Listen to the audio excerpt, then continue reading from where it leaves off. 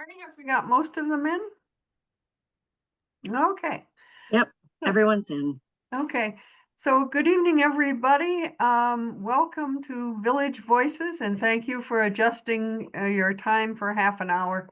That was important to our speaker, who was at a PTA meeting, and we all applaud that. So we're happy to change a little bit the time to accommodate her and that. Remember, this is being recorded, and so any questions or comments you make should take that into account. If during her talk you have a question or comment that you just think can't wait, please put it in the chat. Mary and I will monitor the chat and make sure we get to all your questions and comments as we go along. Now, I want to do one other thing, which is breaking news. I don't know if Karen Stuck is on it, but we have now the entire lineup for the spring sessions of Village Voices. First, though, I should say that on Tuesday, December 2, we have Farah Karen Cooper, who is the director of the Folger Shakespeare Library. She's not going to talk about the library, but she's going to talk about her recent book on Can You Love Shakespeare and Be an Anti-Racist? So do join us in December for that really topical talk. So here is the lineup then for the for the winter sessions. First of all, on January 13, we're going to have Michael Hash.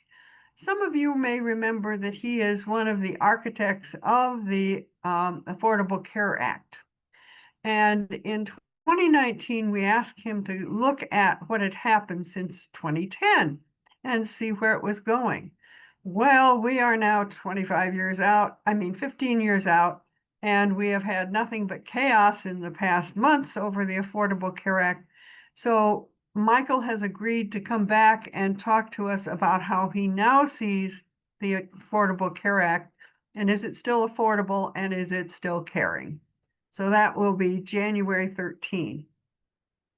Heidi Applegate is going to be with us on February 9. She is an art historian, and she has a little specialty in which she looks for the art and architecture backgrounds of fiction. And so she has done a number of programs for the Smithsonian looking at the backgrounds of these various novels. And so for us, she's going to look at Amor Towles' novel, Rules of Civility.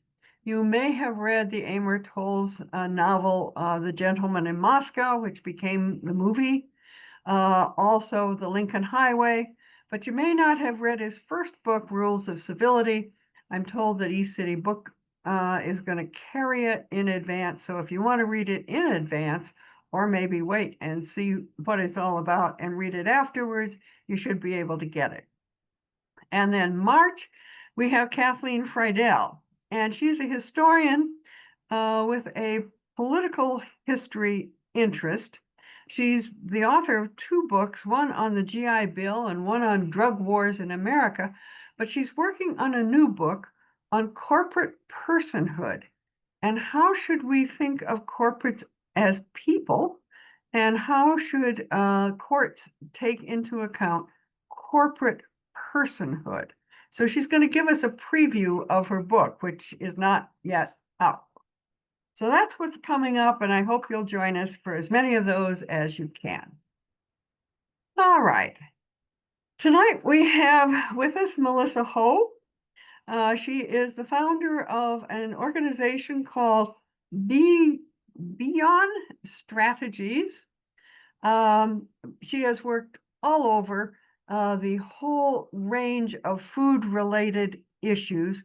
She has a PhD in plant psychology from Penn State, plant physiology, not psychology, physiology from Penn State. She's worked for AID. She's worked for the Millennium Challenge Corporation. She's worked for the World Wildlife Fund. She's consulted to the International Rice Research Institute. And so she is going to share her knowledge with us about food security. And as we go into this gluttonous season of Thanksgiving, Christmas, New Year, we need to think clearly about what food security really means to us. So with that, here's to you, Melissa.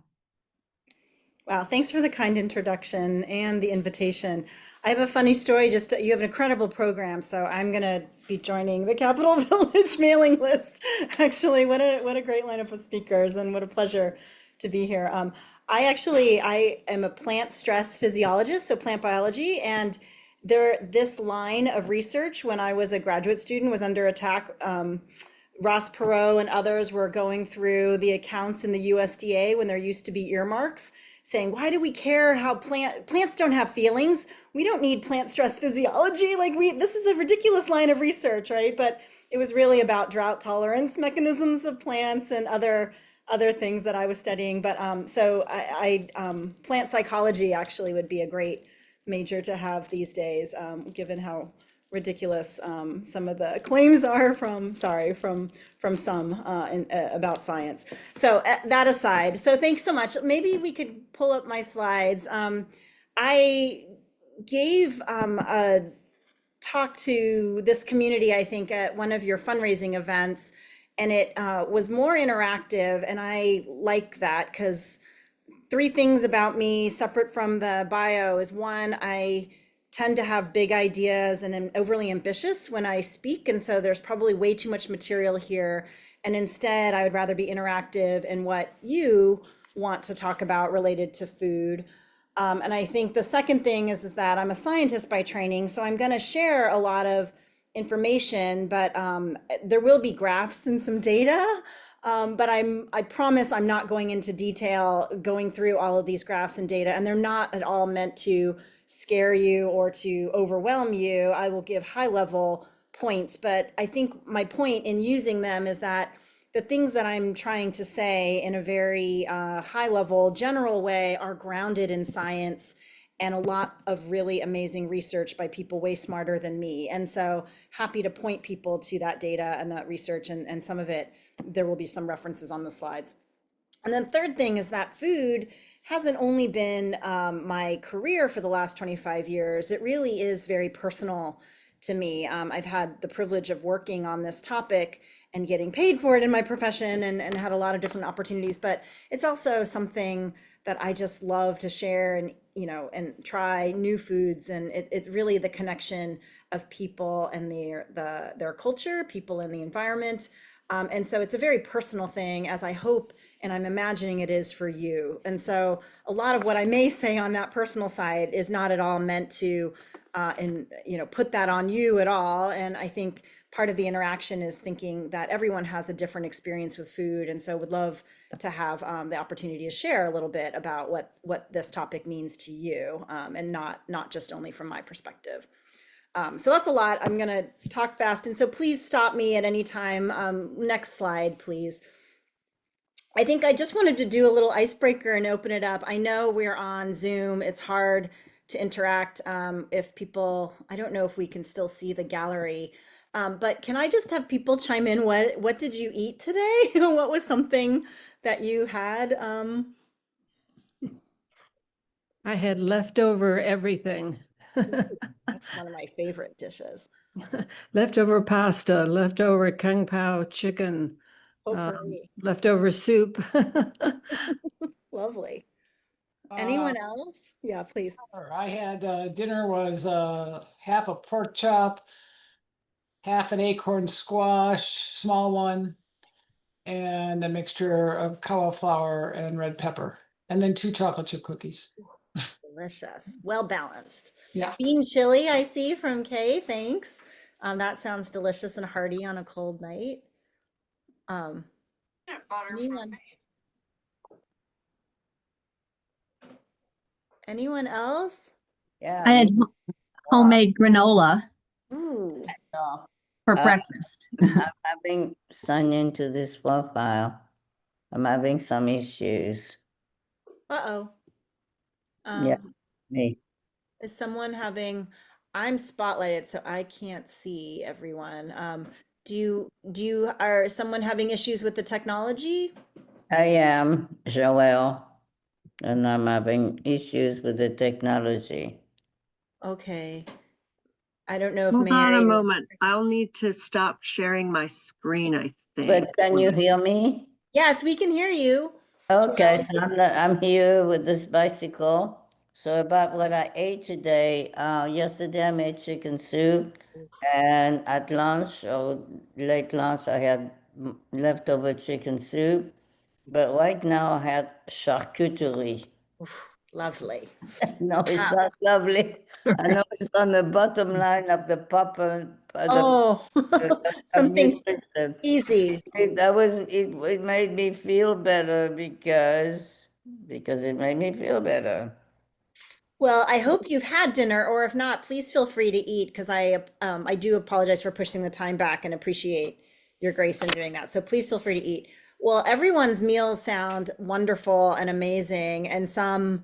Oh, Oh, I want to say my breakfast. oh, please. Yes. I had a boiled egg and toast and mocha coffee and an orange, a real classical breakfast, okay?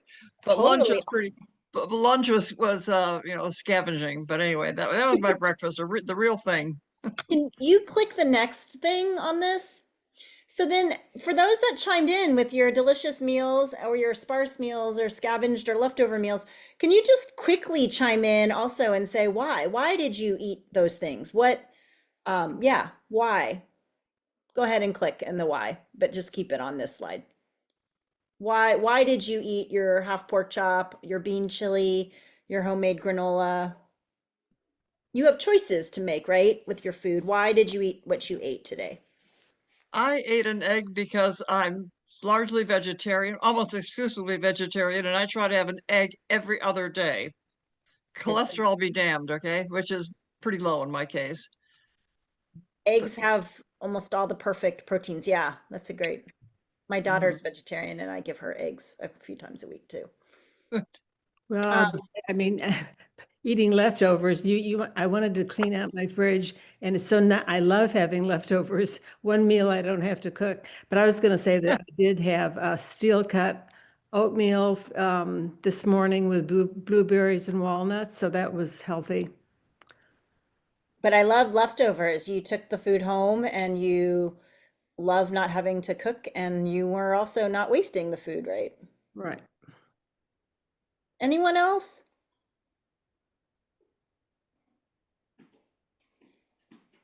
Well, if nothing else, I hope after today you'll think about why you eat what you do. Maybe it's something that's super delicious or super convenient, or yeah, your grandmother made it, or you make it for someone you love, or you just shared a meal out in a restaurant and you took some home. So I think I don't know. I don't want to generalize American culture at all, but I feel like sometimes we take food for granted. And for me, anyway, growing up, food was always about community and sharing it. And when I started studying it and going abroad, it was also about the connection of people to their environment. And then quickly with that is to the culture. So, what and the things they had, the sparsity or scarcity or plentifulness and seasons, that's often what will be the grounding of what makes that cuisine so special. And dishes that people love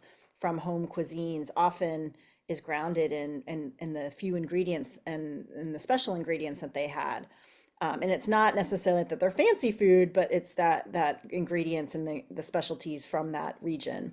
So that's, I don't know, I love food for that reason, and more delicious the better. Okay, next slide.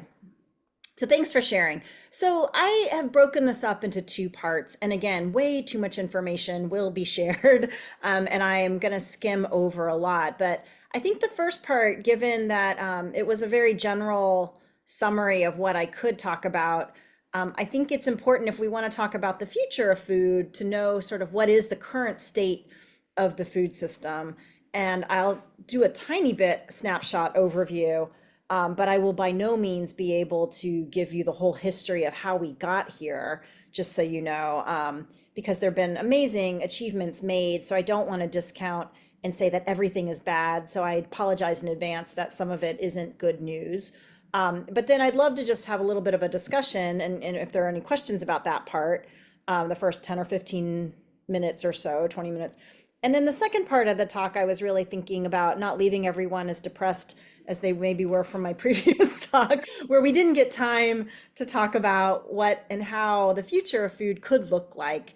And I would love to engage all of you because, you guys, I'm sure, are way smarter than me about things that could be done or maybe are already being done and you know of them or are doing them. Would love to brainstorm some of those ideas about what and how our food system could change. And then I also have some ideas and things that people out in the world are working on, and then we can have a short discussion about that too. So that's sort of the structure of the talk. And then at any time, please do chime in the chat, or I can't see you, so you could just say, hey, and stop me if something doesn't make sense or if you have a question. Okay, let's keep going. Next slide, thanks. Okay, so I did mention that, 100 years ago, I would say we as a planet, we're not doing so great in the plentifulness of our food system. And there was a lot of things that happened in science, in political will, in investment, that has now made us fast forward into having a really productive planet where, the majority of our land area that humans use is actually going to food production. And we have really done incredible achievements with things such as the Green Revolution, with genetic engineering, with the use of lots of inputs, often fossil fuel based, to drive high productivity and production from agriculture, that most of us don't have to be farmers anymore, because 100 years ago, many and most of the planet were still farming. And so it has led to industrialization. It has led to lots of benefits. But at the same time, and again, like I said, I'm not going to be covering all of what those technological improvements were and some of the amazing things that we've done. But it has led to a lot of things that have now are not so good. So as a result, I know I'm making a big lofty statement here and saying that as a result of all of those things coming together, agriculture is now one of the largest global threats on the planet. I would say man-made or human-made threats, and in several ways. And so next slide. So this again is just really high-level summary of sort of what I mean by big threats. So agriculture as a sector globally contributes about 30% of all global greenhouse gas emissions. People think of gasoline and cars and industry and energy consumption and all of that, which are significant contributors as well. But people may not realize that food production also contributes 30%, which is not nothing. It's quite a bit. And there's a lot of things that go into that 30%, and we won't go into all the detail, but I can share more. And when we talk about how to tackle the solutions, it is important to pull that apart, but 30% in aggregate. And then 70% of I'll say agricultural production is 70 to 90% of the fresh water use in the world. So our streams and rivers, our groundwater, all of that is going to produce food. And if you're following the news, like the Colorado River or California groundwater or the Chinese plateau or the Indian subbasin, sort of the bread baskets of the world are sucking up a lot of water to produce a lot of staple crops, and we are running out of that water and we are fighting over that water. And then there's also 70%, or I'll use the 80% here, of deforestation is caused by ag expansion. We have land clearing, we have burning of land, slash and burn agriculture. That is all most often being done for either livestock production or commodity production in places like Brazil, but not only Brazil, it's happening all over the world.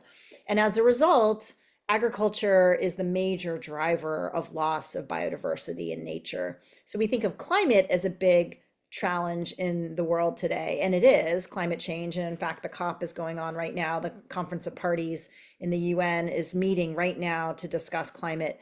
But there's a equal and a other convention called the Convention on Biological Diversity, because we are losing species on the planet at an incredible rate. 1 million species over the next decade is predicted to be lost. And that is actually also really devastating for functioning of the planet and ecosystems, and agriculture is a major driver of that loss.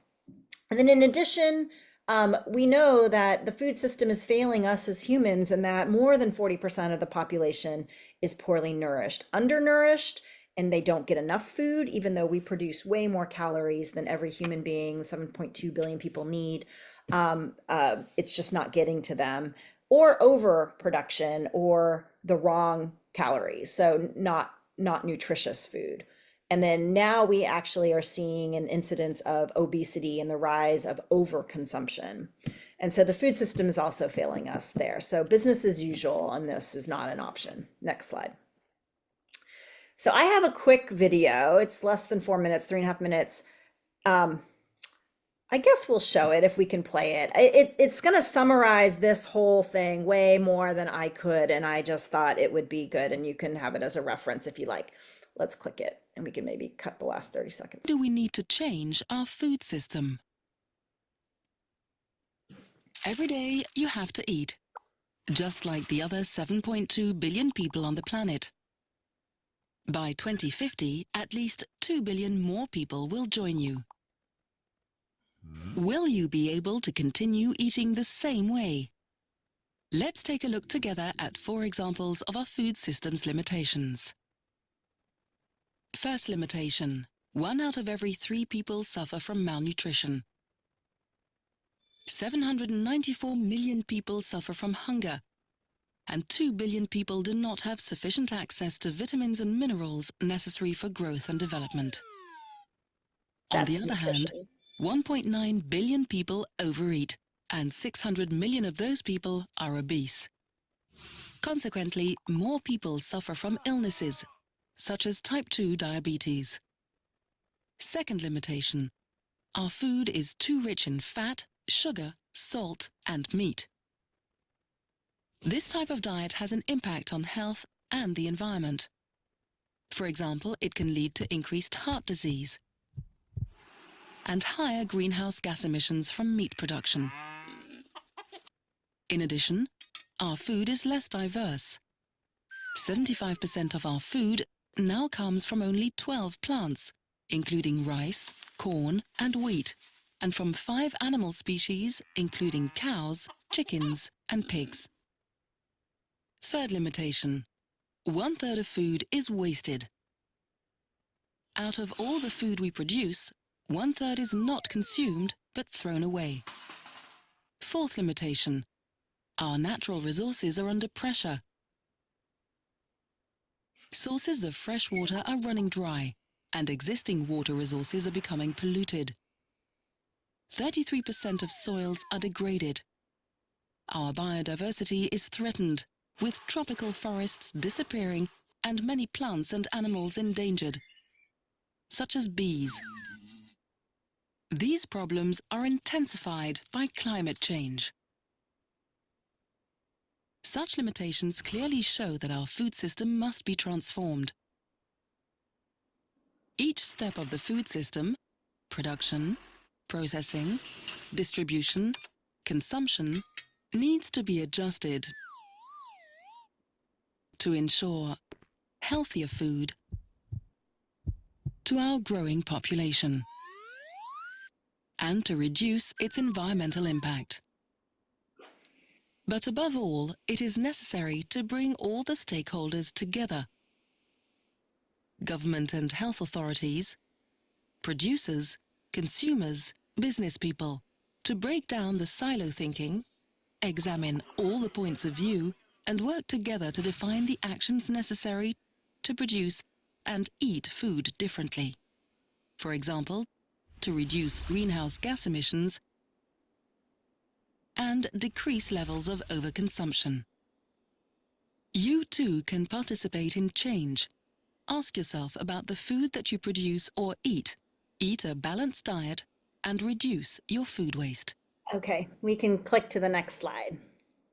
So let me pause real quick and see if there are any questions about like this really bleak picture I just painted. There are many wonderful things about our food system too. It is amazing we produce as much as we do, et cetera, et cetera. So I again glossed over the good things about our food system. But let me just pause real quick because there's a lot of data, a lot of statistics, a lot of concepts that were just thrown at you. And I know they weren't all very happy. Any quick questions or thoughts on that? Um, We have a person, Joelle Egger, who has written a couple of things in the chat, and I wonder if she'd like to talk about those things. She's talking about holistic nutrition. Mm.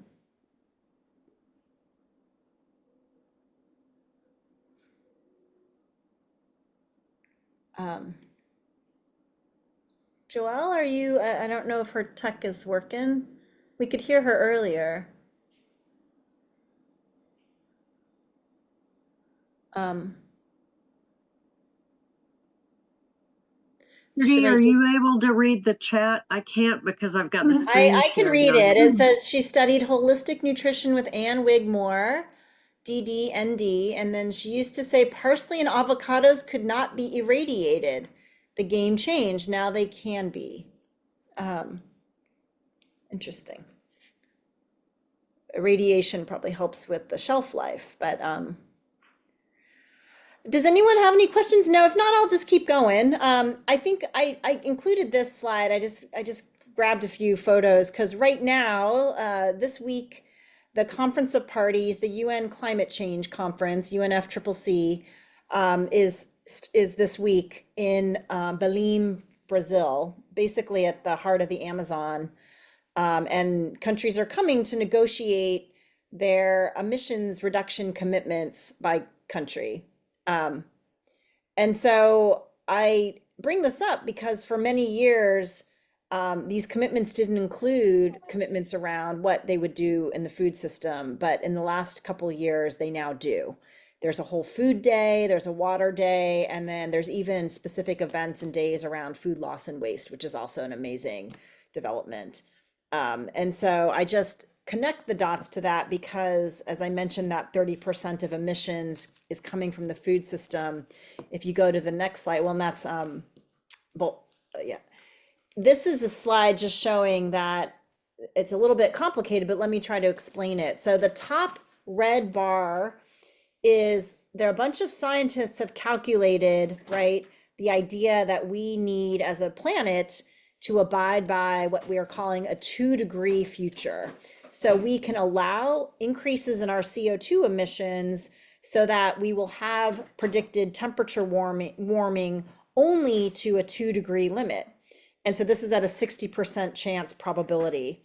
So the scientists have calculated that from 2020 on, we could continue to add another 1,150 gigatons a year in order to maintain a ceiling of 2 degrees increases.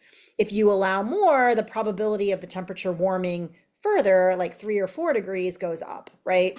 So we're trying to keep a budget or a target emissions cap, if you will, and then everyone has to abide by that globally. And then countries are trying to make commitments against that 1150 gigaton target, right? And then sectors are also making commitments, et cetera. And then if we want to do a 1.5 degree future, we have to drastically reduce our emissions. That's what the green bar is down below.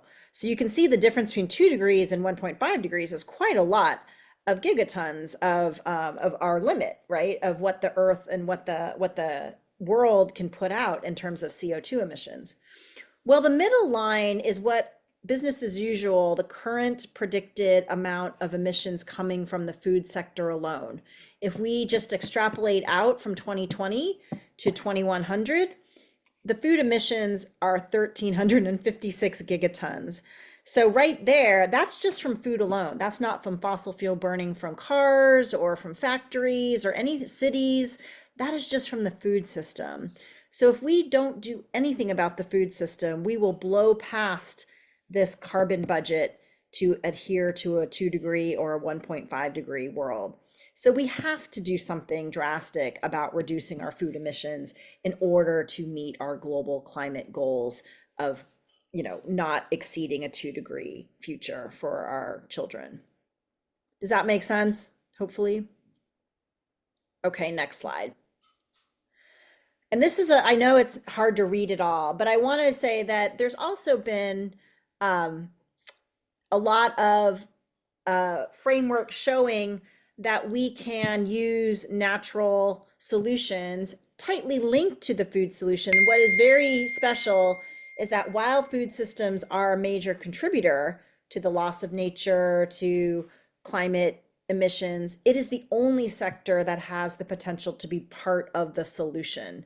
We can change how we grow food, we can change what we can consume, and we can actually be not only net zero, we can actually potentially be a carbon sink and absorb. Whereas if you think of the aviation industry or fossil fuels, there's no potential for that to be a sink. You can only reduce emissions. But food systems has the potential. Oh, can you go back real quick? Yeah.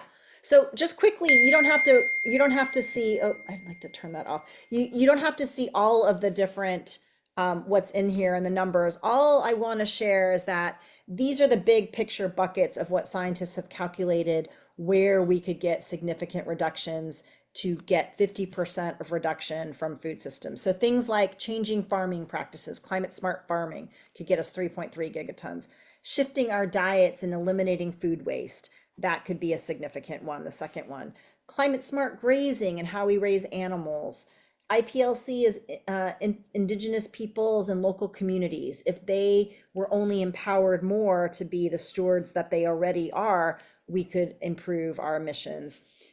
Critical protected areas. If we just keep the protected areas that we've got and expand some, we would really also ensure that we would not have, right now, the rates of deforestation, the rates of loss of protected areas is very high. So this next one is no deforestation in supply chains.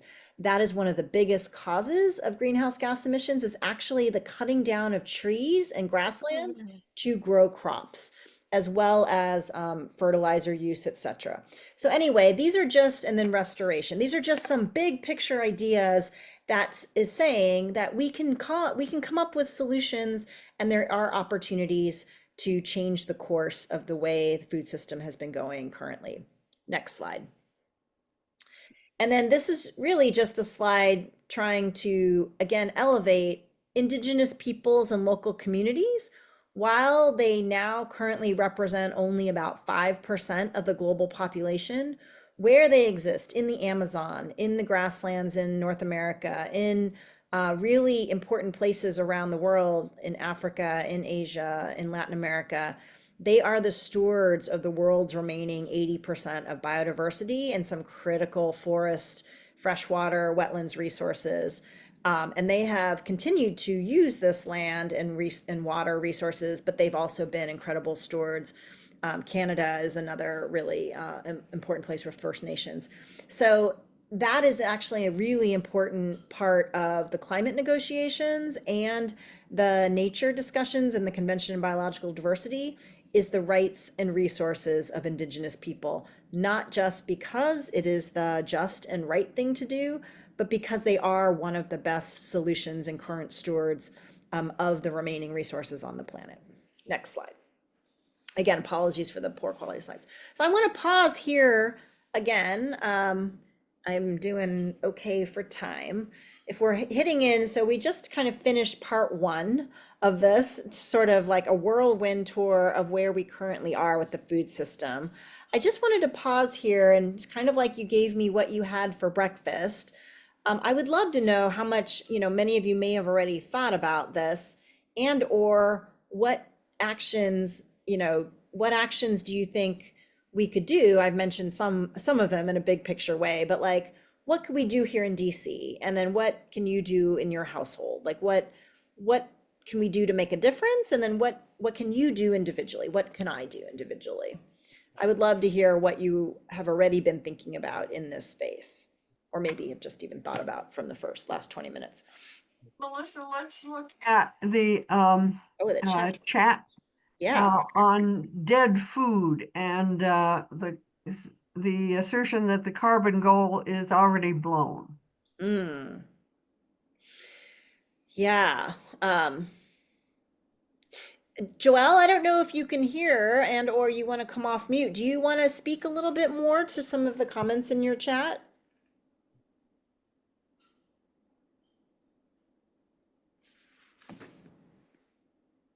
There's definitely a comment about the American food industry, and I assume you mean also the processing irradiation, but there's also just processing, something called ultra processed foods that have really proliferated, and we have exported that around the world.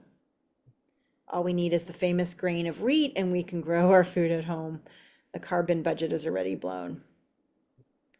Joelle, do you want to say anything?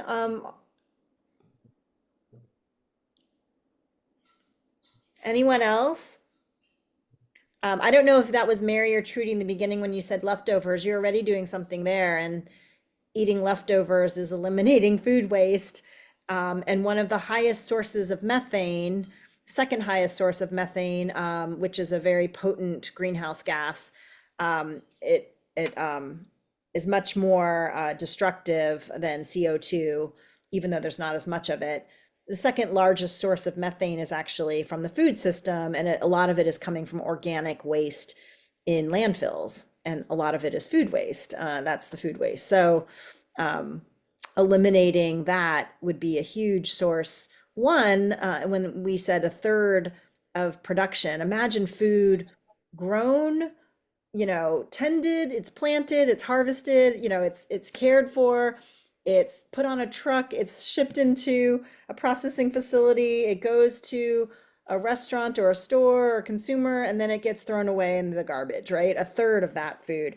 Imagine the waste all along that value chain and the production, and then think of the people who never get access to those resources and nutrition, and then think of the methane from the landfill of where that food is rotting. So one of the win-win and easiest things is elimination of food waste, both at a household level, which is hard to do. I know, you want to buy salads, you want to buy vegetables, but also at a city level, a state and municipal level, there are a lot of things working against it. And so there's a lot of action being made around changing incentives and infrastructure, composting and regulations and food banking and circularity on farms too. So there's a lot to unpack in that, but food waste is one that is a no-brainer. It is a lose-lose. And if we can change that, we would move it to a win-win. But let me pause. I'm kind of filling up the space and I'm going to let it be silent for a minute. Is there any other things that people already do or think about in your own homes? Hello. Perhaps I managed myself to get on. There you go. Yeah, I'm Joelle. Good evening, everyone. Hi. So, in my life, I've been very fortunate. Well, first of all, when I was a child, my uncle, blah, blah, blah, he went to Switzerland, and I grew up with macrobiotics. So a lot of brown rice, a lot of not, but anyways, but I was taking vitamins. I've never been ill, but I went through a difficult divorce and I gained weight. And I have a friend in Washington, D.C., we're still friends. First of all, I was born in Paris, France. And I came to Washington, D.C. in 1976. And he knew me when I was Madame Smith, Mrs. Smith. And then we met again. And I had gained weight. And he said, Michael said, it's time to go to the spa. And I chose Ann Wigmore because Ann Wigmore at the time had an article in Cosmopolitan magazine, remember her, Early Girly Brown. And okay, we went to Ann Wigmore in Boston, Massachusetts. It was the spring, it was freezing cold, but basically it was a hinge event in my life. Hinge event, and it was a good destiny because I have even certificates from Ann Wigmore where you can grow your own food. It starts with a grain of wheat. And we all know, I mean, I don't know if we all know, but the grain of wheat can teach us a lot. How it grows, how it does, what it does. So I came back to Washington, D.C., armed with this overweight, but this knowledge of growing my own food, and I did it. So remember, I was going through a divorce, but I have young children, and I have he died, a very powerful husband. And then I lived at 4100 Mass. I don't know where you live, but it was in Washington, D.C. And I decided to have, it was called, what was it called? Some organic garden, but I had my boys, I brought them to the apartment. And even my son Alexander, who was on 8, he called it I can't remember, but it was like an intergalactic something kind of garden. And I was growing my own food in that place. I was growing wheatgrass and I was growing sprouts because sprouts are the life. It gives you life, they're alive. And so I am 76 years old. I don't even want to tell my age because nobody believes my age, but I've been very fortunate in my journey. Joelle, you have brought up several topics, and I'm just repeat back a few. So it sounds like you've had a long relationship with growing your own food and thinking Yeah. about that. I mean, one, I think there's a lot of research and interest in the microbiome, and there's a lot of discussion about that in the root system and in the soil. People talk about soil health. And then people are making that relationship to your gut biome, and the food you eat and the kind of environment that the food was grown in can actually potentially affect your own gut system and your own health. There is a link potentially. And then the other thing you said, I just love, is like growing your own food is a radical act. And I think that is something you can make a difference, is just there's permaculture and this whole movement. I have so many books and not enough land to grow my own food at the moment, but the idea that it is so lovely to put grass or trees and ornamentals, but this radical movement of people growing edible plants everywhere they can make a big difference in feeding people as well. And then the last thing I'll just say is diversity of plants. Thinking of, right now, as that video mentioned, the majority of our calories, more than 75%, come from just a very few species of plants, 12 plants and 5 animals. And yet there's 40,000 plus different species of things that we can eat, and then so many kinds of varieties of those. And yet we have in our food system really driven a monoculture and a very small select set of commodities that we eat. And that's not just in the US, that is globally, with globalization and exporting our SAD diet, the standard American diet around the world. It is true everywhere. So there is a little bit more diversity in some parts of the world, but not a whole bunch more, considering we have 40,000 species to choose from. So that part is another thing. To diversity for the planet is good in the biome, and diversity in your gut and health, that is something else, and we'll talk about that. But let's move on. I want to just get to a few things, and then these are high level things once again. And there's, you could spend a whole semester on each of these topics, which I'm not, and I am just conscious of time. There is a movement around regenerative agricultural systems, and I think there's also a lot of controversy around this topic too. The word regenerative is something sort of new, beyond sustainable, but is also one that's catching foot, and people are using it and more broadly defining it than maybe how it was originally done. It was definitely a word that should be thinking of recycling, and it was grounded in things like soil health. But I think the idea of it should be much more from a systems point of view versus just adopting a checklist of sets of practices. And there are practices that are important in regenerative ag systems, and people think of like cover cropping or no-till, which is not disturbing the soil. It's allowing a diversity of crops to grow. There's a lot of things. It's animal grazing and integration. There are a lot of specific practices, but I think it's more than that. And it is about this circularity. It is about, as I mentioned, eliminating food loss and waste. It is about reducing the amount of inputs, synthetic inputs on your land, etc. It's farming with nature and improving your biodiversity rather than killing it off, et cetera, et cetera. And so there's a lot under this topic.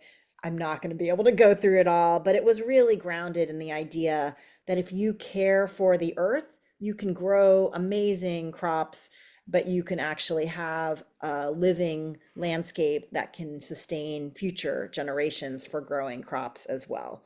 And the way we've been producing it right now is not regenerative at all. It's very much extractive. Okay, next slide. I know that was like a lot of arm waving right there. The next one is really eliminating food loss and waste. And I think I mentioned this one a little bit where quite a bit of the emissions coming out of that 30% is coming from food loss and waste. About 10% of global emissions is food loss and waste. Maybe about a third of the 30%. It's quite a bit, and it is a no-brainer. It is a lose-lose when we lose food on farmers' fields, when we lose it in processing, when we throw it away at the consumer or retail side. So there's a lot being done in this space. I'm on the board. I have the privilege of being on the board of the Global Food Banking Network. And these are actors, we know of Feeding America here in the US and the amazing work that people are doing to make sure that people don't go hungry in our communities. But there's also this connection to gleaning and agricultural recovery and making sure that food doesn't get wasted in fields, but then is directed to people that need it, and especially healthy food like fruits and vegetables and perishables. So a lot of the food banks started out delivering canned goods and maybe processed foods, things that had good shelf life, things that were donated often from grocery stores or corporates. But now they're really moving upstream to fields and trying to be much more conscious of the nutrition content of the food they deliver. And as a result, they are incredible middle people and logistics, and they're incredible members of their community, connecting the dots on the food system. And so, yeah, there's a lot of different examples also of, again, systems approach across all of the different chain points on production and consumption of food. And there's a lot of policy changes that are needed in all of these things. Next, we'll keep going. Promoting agrobiodiversity, as I mentioned, these are, some of the major commodity crops. We saw corn and rice, but there's also like bulgur and quinoa and farro and some amazing ancient grains that are drought tolerant and really high in nutrition or micronutrients. And so trying to build markets and consumer taste for them. I think chefs are really painting the way, but I also think there's a lot of challenges because there's a reason we have a commodified system. There's a reason efficiency has been targeted to these specific crops. So thinking about how we promote agrobiodiversity and consume it as a consumer is not actually as easy as it sounds, because sometimes you don't have the choice when you go to the marketplace. So we'll keep going. Back. Yeah. So this one was mentioned as well. I mentioned that like beef production and soy production is the largest driver of converted land in Brazil, and in many parts of South America. It's actually wheat, corn, and soy are driving conversion of our North American grasslands. We'll talk about that one in just a second. But commodities are causing conversion of our major forests and our major remaining natural habitats in the world. And so that was what was one of the major sources of conversion of the Amazon was soy. There was a soy moratorium, I believe it was in 1993, that was issued and with a bunch of support by hundreds of NGOs, non-government organizations in Brazil, but around the world. And then with the government, and that actually created a lot of momentum to reduce the amount of Amazon deforestation. It went back up, it's going back down. It obviously also depends on the political leadership.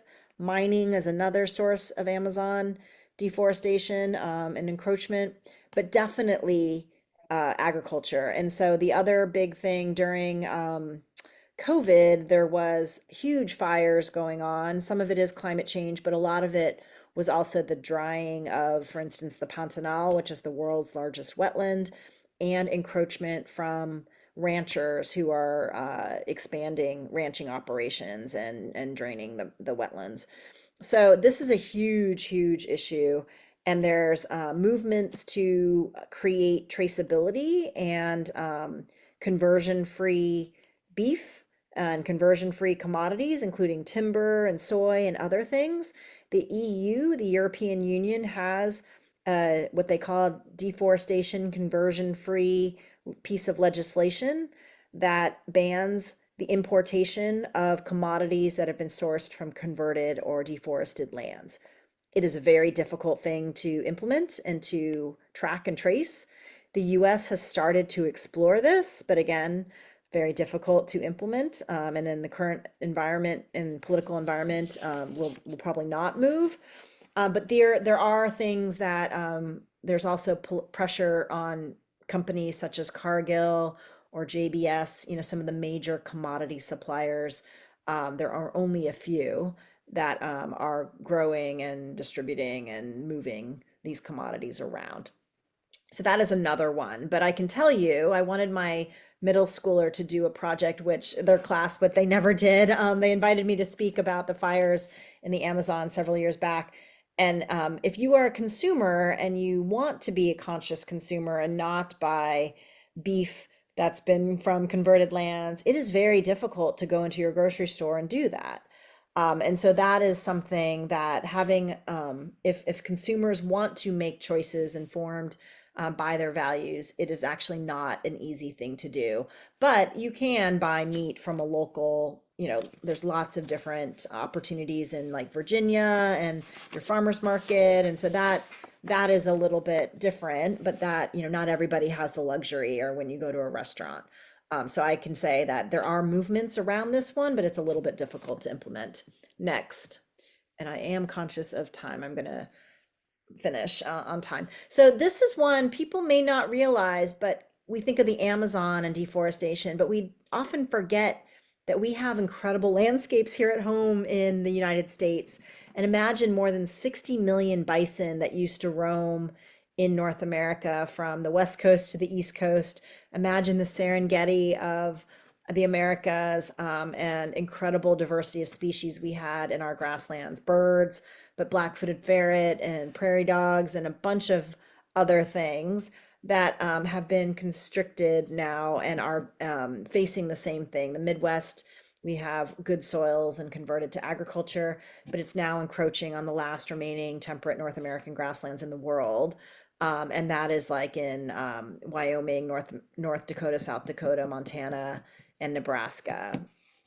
And so this is another push that some NGOs like WWF, where I used to work, are working with ranchers and indigenous communities to have a working lands approach to grasslands conservation here, and actually raising conservation minded beef on this landscape is part of the solution of keeping stewards of the land on grass and keeping the land in grass rather than in commodities.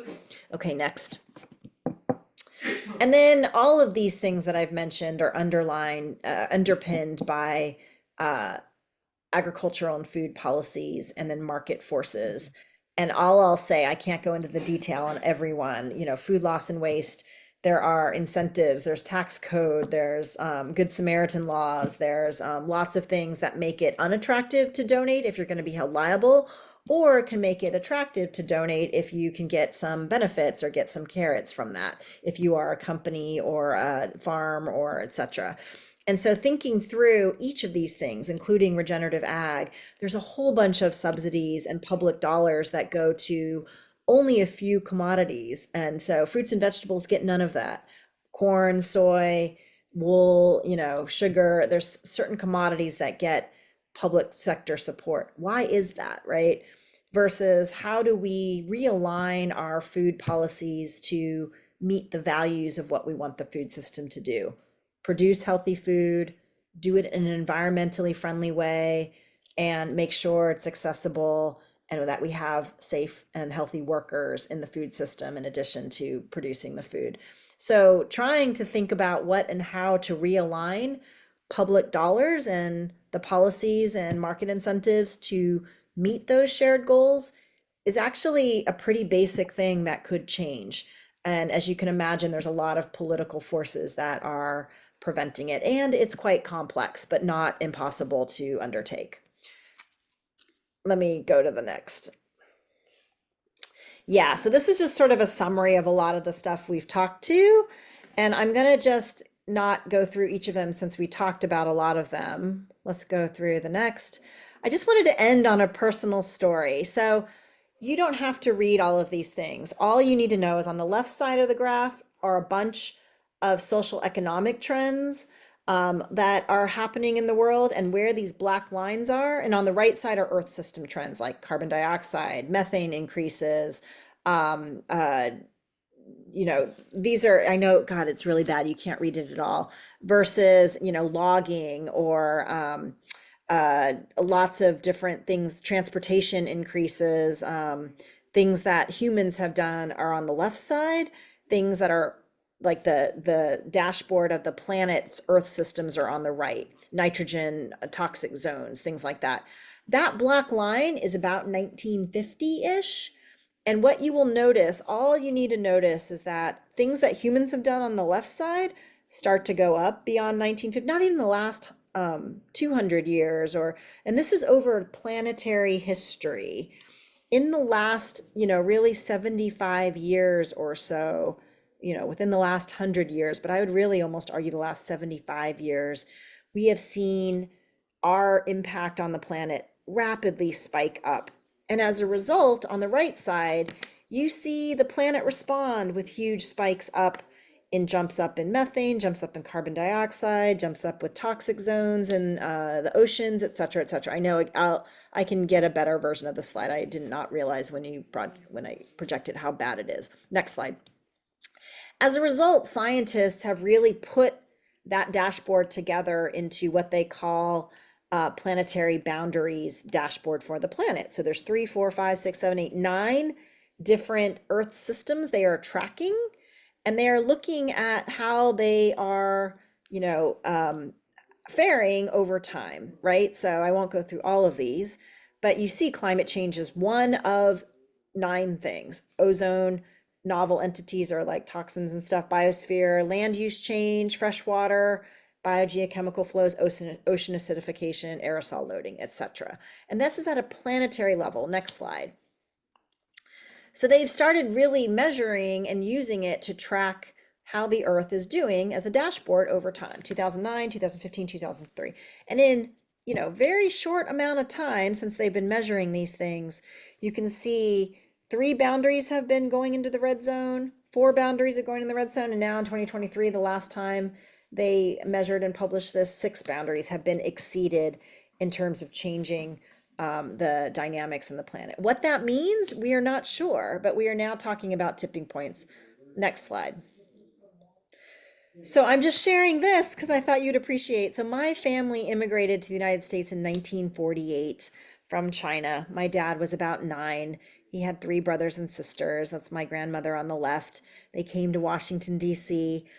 He graduated from Roosevelt High School, went on to barely make it. He got naturalized the same day he took the Air Force Academy exam and became the first Chinese American citizen to be in the U.S. Air Force Academy, graduated. But my point, next slide, this is the 50th anniversary of my grandparents on their stoop in DC and 16th and Allison Street. I'm like 12. This is actually 1983, not in 81. And then this is my family today. So over the course of this 75 years, right, 3 generations of my family and what my kids will someday experience, the earth has changed so dramatically in that time. And think about how we live has changed so dramatically. So when I think of the future I want for my kids, I think the sense of urgency around our food system is very high. Next slide. And I think that is why thinking about what we eat, not just in our enjoyment, but thinking about what it means for the planet is more important than ever because we are running out of time and it is such an important impact, but not at all to take away from the enjoyment of a meal with friends and family. And so, bottom line, if you want to know what you should do, it's so complicated, but really not complicated. I love Michael Pollan's work, and I'm hoping some of you have read some of his things around food and reflections. And the next one, his philosophy of food is this: eat real food, not too much, and mostly plants. And I can't think of better advice to give people when it comes to what to eat and how to eat on this planet at this time. So I'm going to end now. I'm ready over. Sorry it was a little rushed, and let me stop there. Thank you so much, Melissa. It was a wonderful review of where we are.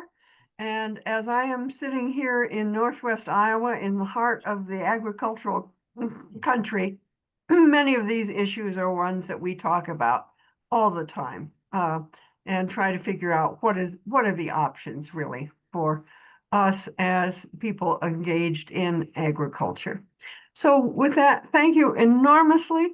And please, everyone, join us on December 2 when we're going to talk about Shakespeare. And if you love Shakespeare, can you be an anti-racist too? So good night, everybody. Thank you again, Melissa. Thanks so much, Melissa. Thanks so much. Good night, everyone. Hope to Night. see you in the neighborhood. Excellent. Bye, Chris. Thank you. Bye.